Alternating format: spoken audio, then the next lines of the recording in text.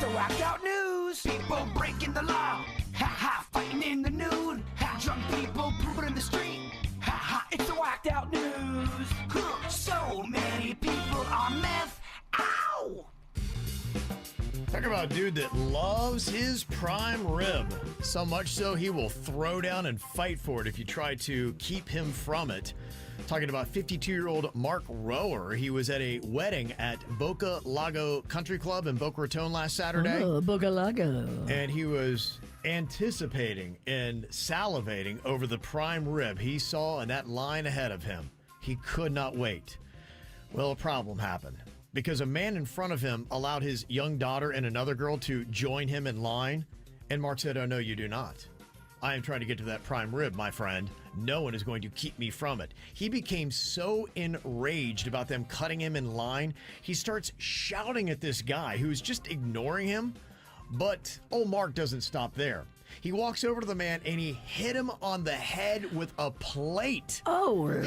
Shattering the plate. Oh, no. And then as other people step in, and be like, "What are you doing?" He starts a scuffle right there at Boca Lago. Oh, my, Kevin. Somebody then called the police. Mark got arrested and was charged with aggravated battery with a deadly weapon. That plate. Wow. And in the police report, this is what I love, one witness confirmed what they saw, and they said, quote, "The large bald man struck the slimmer man on the head with a plate." That was the description. Wow. And, the large bald man, that would be our friend Mark, who loves his prime rib. Oh, boy, Mark. Yeah. I believe he's an attorney, too. Boy, yeah. He probably realizes how much trouble he's in. Messy. And the crazy thing, this was a dry wedding. What? So was he bringing his own? I don't think he was hammered. I think he was hungry. Wow. It's even more alarming. That He has a is. sober man attacking over prime rib and how fast he gets to it. That's a man that loves his beef. That is a man that loves his beef. Well, there's a pickup truck driver that crashed into a creek after doing donuts on a snow-covered road in Walton County, Florida. You can't do that. Well, you know, us Floridians really don't know how to drive in the snow, Virginia. And nope, he is down in the creek. Welcome to Florida, and there is snow on the ground. There's snow on the pavement. Let it snow, let it snow, let it snow. Can't tell a driveway from the grass. There's snow on the palm trees. The windshield wipers almost didn't break the snow with the windshield hot. There's snow on the cars. It's Snowmageddon. Here we are in Houston with the snow coming down. We're already above what we had back in 2021. Let it snow.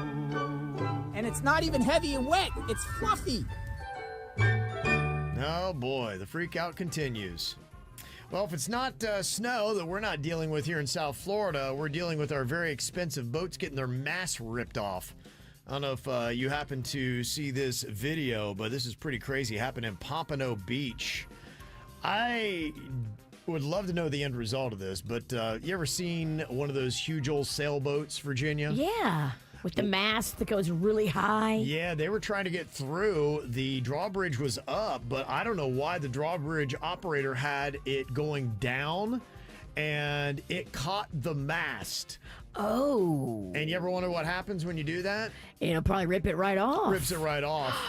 And let me tell you, I don't think I have the audio on this, but the person on the boat, it did not sound like they were happy. There was a lot of very loud screaming going on. What the hell went wrong? Yeah, I don't know. Do you think when that happens, the fish are laughing? Did you see what happened? This dumbass. I mean, it wrecked it. That is a very nice, expensive sailboat, too. That is not cheap. They video it and put it on their social media. Oh, they think it's a laugh riot. Yeah. A one-armed man stabbed a relative in the head and neck after an argument over a remote control. The relative now is in serious condition, and the police are still looking for the one-armed man. This is just like The Fugitive. This I know, is right? The Fugitive. This one-armed guy, huh? No It one is. believes him, man. This one-armed guy broke it. Oh, my gosh. He's Dr. Richard Kimball. He is, yeah. A man in Louisville is facing charges after police say he shot a Wendy's employee because they served him cold French fries. Oh, no. You can't do that. Wow. I mean, you can't serve cold French fries. It's not very cool to do. You're right. You agree with the violence? No, I do not. Don't get it twisted. Yeah. And there is a couple that is suing JetBlue because they say that they had some of that blue ice, which I believe was just basically frozen blue turds. I think it's turds or urine. It fell right into their bedroom as they were getting ready to go to sleep. Oh. Do you feel like that's a sign from somebody? If that Get right with Jesus. falls right next to Here's you your warning. before you go to bed. Next time it's going to be closer. Yeah, they say it was a watermelon-sized piece of ice that slammed into their bedroom. Dang. And Yeah. so who pays for that? The damage? They're suing JetBlue for $1 million. How do they know it was JetBlue's blue stuff? I think what it is you look and say, hey, this looks like it came from a plane, what would have been flying overhead, and then they have very detailed information about that. They do. They can go back and figure out where a plane was at. That's why when something is not on the radar, but pilots can see it, it freaks everybody out. Yeah. Because everything's pretty accurate these days. Well, if you work for the financial services company Stripe, you might have a free day today because they just laid off a bunch of workers. And people are saying that it was kind of not cool how they did it because they did it via email. Oh, that's not the kind of free day you want. And then apparently for some reason they attached a PDF image of a cartoon duck. Oh. A cartoon duck? That's kind of insulting. They're ducking with them. Yes. Duck you. That is so messed up. What? It's messed up / hilarious. I mean, that should be in a movie. Yeah, pretty much. Well, there is a goalie in the NHL that is blaming Nachos, not himself, for a goal. He's with the Washington Capitals, Logan Thompson. He allowed a goal, but he says it's all because a fan threw a nacho platter on the ice when they were playing the Oilers. And it distracted him? That's what he is saying, yes. Puts Edmonton right back in the game at 3-2. There's shrapnel on the ice, and the Caps are upset about it. Something came over the glass, and he says it distracted him right as this shot is taken. And that's what it is. Nachos that came over the glass. Always dangerous when fans are throwing stuff onto the ice, and don't like seeing that. Yeah, those nachos were already there. Yeah, I mean, the hot cheese, you know. So there's a nacho penalty in hockey? I wonder if they're able to go back and see, like, who threw the nachos. Well, if it did distract the play, Yeah, I that's what wonder he's if they that's what could. he's claiming. I do agree with him. Like, if someone threw nachos on the ice and he looked at the nachos even for a second, Yep. that's taking your eye off the puck, baby. there are times even when we're in this room right here and we're talking and I'll be saying something and Virginia will make this crazy movement with her Right, arms. And it's so Does distract you. It grabs your eye, yeah. It's because I'm going through menopause and I have to rip off my clothes because I'm sweaty. Or you see someone walk in Denny's room and your head, I'm like, what's going on?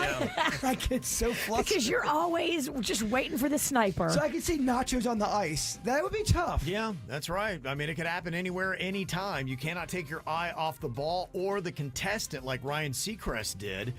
He had one really excited contestant on Wheel of Fortune knock him to the ground. Daniel Thomas is his name, and he guessed guppies to win $40,000, and he just couldn't help but go over and twirl around Ryan Seacrest. But I don't know if you know this, but Ryan Seacrest is tiny and kind of feeble. Also, he is small. He is very small. also, Seacrest, get your house in order. Yeah. Here's Seacrest going to the ground. Has Pat Sajak ever been tackled on Wheel of Fortune? No, Pat. Always. Guppies? Yes. You got it. That's it. You did it.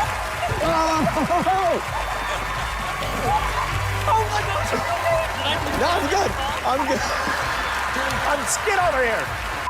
Get over.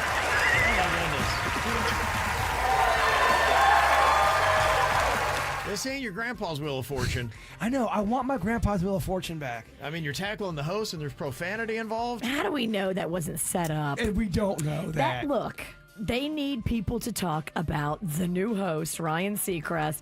They totally could have told that girl backstage to go tackle him. And if Rocco would tackle him, he would go down. But American Idol, they come from such a world of truth and never doing stunts. I smell a setup, Oh, my Kevin. God. This is a setup. I tell you, if I get a chance to take Seacrest down, though, he's not getting right back up. You're going to spear him. He'll limp off that set. He flops like Patrick Mahomes. Yep. This is how we do. It's the KVJ show.